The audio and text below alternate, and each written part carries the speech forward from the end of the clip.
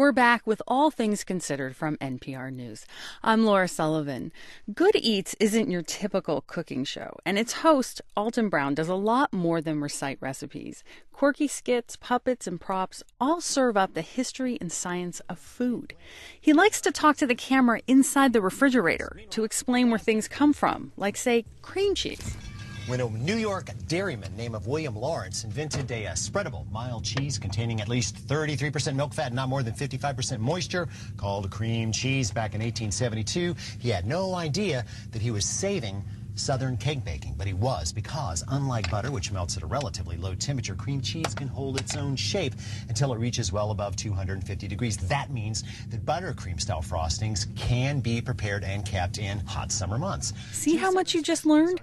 Alton Brown has a loyal horde of fans, and they're about to be very disappointed because Good Eats taped its final episode this week.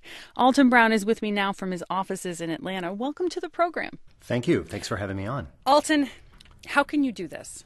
How can I do this? How can I shut it down? Yes. It's been 13 years.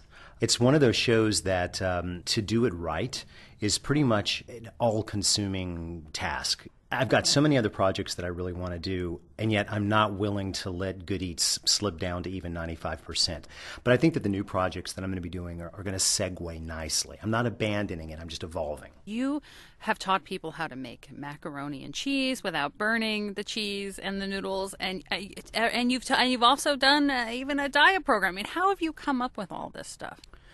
We've got a big sign over the door that says laughing brains are more absorbent. And one of the things that keeps us, focused on is the fact that you've got to entertain first and foremost. You cannot teach without entertaining. And I've often said that I have the high school transcripts to prove that, because I barely got out of school alive because I wasn't entertained. So we've always thought that if we can entertain and tell good stories, be very visually arresting, then people will soak up the information. And we slather that information on very thick. We load it up. Did you actually view it as a cooking show, or do you view it as a science show? I don't know how I view it. The whole thing came out of a memo to myself back in the 90s when I wrote down Julia Child, Monty Python, Mr. Wizard, and thought if I could put those three things together, that would be fun.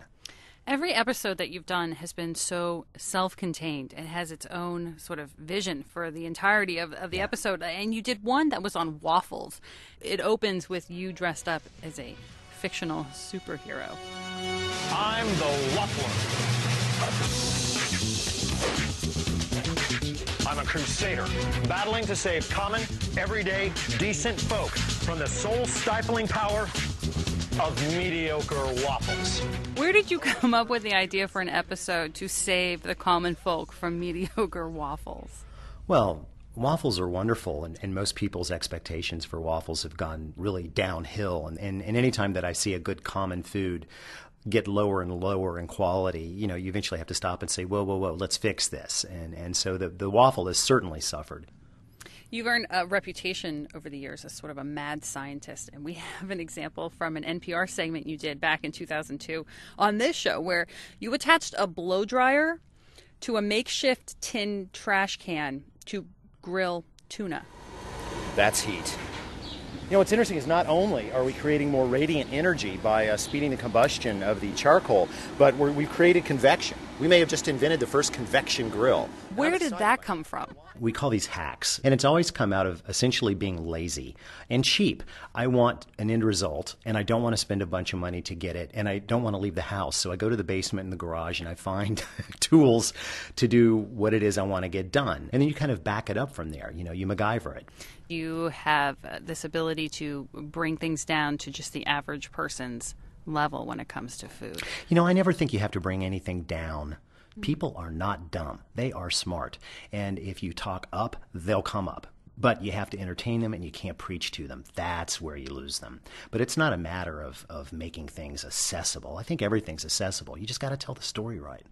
That's Alton Brown. He just taped the final episode of his series Good Eats on the Food Network. His new cookbook, Good Eats 3, The Later Years, comes out this month. He's been speaking to us from his Atlanta office. Alton Brown, thank you so much. Oh, thanks a lot for having me.